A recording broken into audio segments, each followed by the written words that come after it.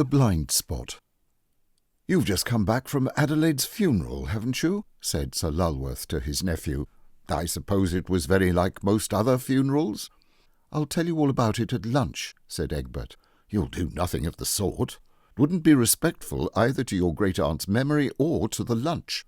We begin with Spanish olives, then a borscht, then more olives and a bird of some kind, and a rather enticing Rhenish wine, not at all expensive as wines go in this country, but still quite laudable in its way.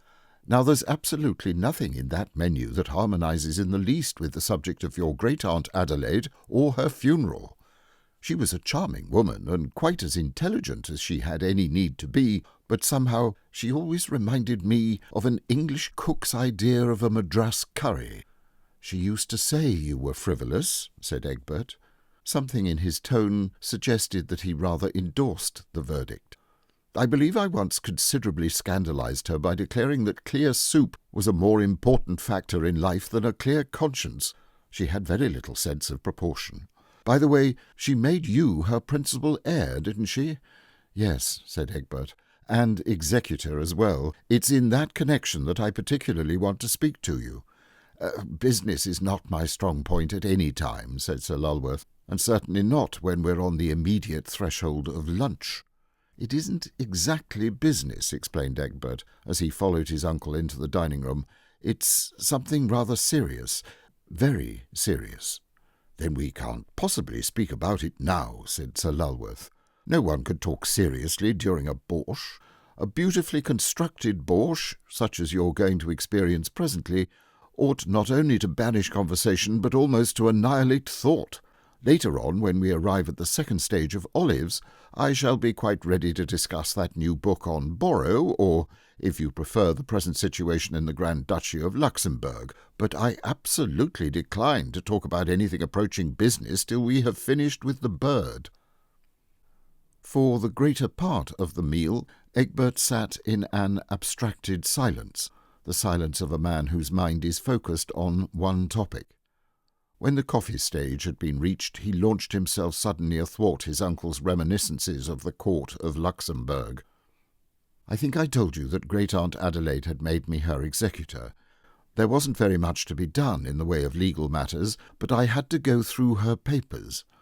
That would be a fairly heavy task in itself, I should imagine. There were reams of family letters, stacks of them, and most of them highly uninteresting. There was one packet, however, which I thought might repay a careful perusal. It was a bundle of correspondence from her brother Peter." "The canon of tragic memory," said Lulworth. "Exactly, of tragic memory, as you say, a tragedy that has never been fathomed." "Probably the simplest explanation was the correct one," said Sir Lulworth. "He slipped on the stone staircase and fractured his skull in falling." Egbert shook his head. The medical evidence all went to prove that the blow on the head was struck by some one coming up behind him. A wound caused by violent contact with the steps could not possibly have been inflicted at that angle of the skull. They experimented with a dummy figure falling in every conceivable position. "But the motive?" exclaimed Sir Lulworth. "No one had any interest in doing away with him, and the number of people who destroy canons of the established church for the mere fun of killing must be extremely limited. Of course there are individuals of weak mental balance who do that sort of thing, but they seldom conceal their handiwork. They are more generally inclined to parade it."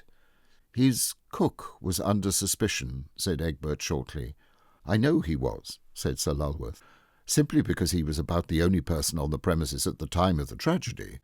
But could anything be sillier than trying to fasten a charge of murder onto Sebastian? He had nothing to gain, in fact a good deal to lose, from the death of his employer. The canon was paying him quite as good wages as I was able to offer him when I took him over into my service. I have since raised them to something a little more in accordance with his real worth, but at the time he was glad to find a new place without troubling about an increase of wages. People were fighting rather shy of him, and he had no friends in this country. No, if anyone in the world was interested in the prolonged life and unimpaired digestion of the canon, it would certainly be Sebastian." "People don't always weigh the consequences of their rash acts," said Egbert. Otherwise there would be very few murders committed. Sebastian is a man of hot temper." "He is a southerner," admitted Sir Lulworth. "To be geographically exact, I believe he hails from the French slopes of the Pyrenees. I took that into consideration when he nearly killed the gardener's boy the other day for bringing him a spurious substitute for sorrel. One must always make allowances for origin and locality and early environment. Tell me your longitude, and I'll know what latitude to allow you, is my motto." "There, you see," said Egbert, "he nearly killed the gardener's boy. My dear Egbert, between nearly killing a gardener's boy and altogether killing a canon, there is a wide difference. No doubt you have often felt a temporary desire to kill a gardener's boy. You have never given way to it, and I respect you for your self-control, but I don't suppose you ever wanted to kill an octogenarian canon. Besides, as far as we know, there had never been any quarrel or disagreement between the two men. The evidence at the inquest brought that out very clearly." "Ah," said Egbert, with the air of a man coming at last into a deferred inheritance of conversational importance, "that is precisely what I want to speak to you about." He pushed away his coffee-cup and drew a pocket-book from his inner breast pocket. From the depths of the pocket-book he produced an envelope, and from the envelope he extracted a letter, closely written in a small, neat handwriting. "One of the canon's numerous letters to Aunt Adelaide," he explained, "written a few days before his death. Her memory was already failing when she received it, and I dare say she forgot the contents as soon as she had read it. Otherwise, in the light of what subsequently happened, we should have heard something of this letter before now. If it had been produced at the inquest, I fancy it would have made some difference in the course of affairs. The evidence, as you remarked just now, choked off suspicion against Sebastian by disclosing an utter absence of anything that could be considered a motive or provocation for the crime, if crime there was." "Oh, read the letter," said Sir Lulworth impatiently. "It's a long, rambling affair, like most of his letters in his later years," said Egbert. "I'll read the part that bears immediately on the mystery. I very much fear I shall have to get rid of Sebastian. He cooks divinely, but he has the temper of a fiend or an anthropoid ape, and I am really in bodily fear of him. We had a dispute the other day as to the correct sort of lunch to be served on Ash Wednesday, and I got so irritated and annoyed at his conceit and obstinacy that at last I threw a cupful of coffee in his face and called him at the same time an impudent jackanapes. Very little of the coffee went actually in his face, but I have never seen a human being show such deplorable lack of self-control. I laughed at the threat of killing me that he sputtered out in his rage, and thought the whole thing would blow over, but I have several times since caught him scowling and muttering in a highly unpleasant fashion, and lately I have fancied that he was dogging my footsteps about the grounds, particularly when I walk of an evening in the Italian garden." "It was on the steps in the Italian garden that the body was found," commented Egbert, and resumed reading. "I dare say the danger is imaginary, but I shall feel more at ease when he has quitted my service." Egbert paused for a moment at the conclusion of the extract.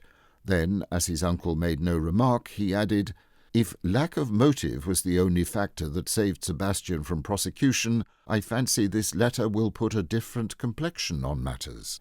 "Have you shown it to anyone else?" asked Sir Lulworth, reaching out his hand for the incriminating piece of paper. "No," said Egbert, handing it across the table. "I thought I would tell you about it first." "Heavens! What are you doing?"